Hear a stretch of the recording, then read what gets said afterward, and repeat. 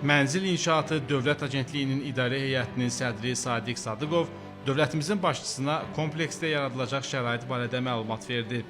Naxçıvan şəhərində çox mənzilli yaşayış binalarının tikintisi üçün 5 hektara yaxın torpaq sahəsi ayrılıb.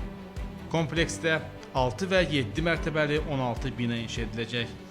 Burada 93 bir otaqlı, 37 2 otaqlı, 351 3 otaqlı, 37 4 otaqlı olmaqla ümumilikdə 518 mənzil olacaq.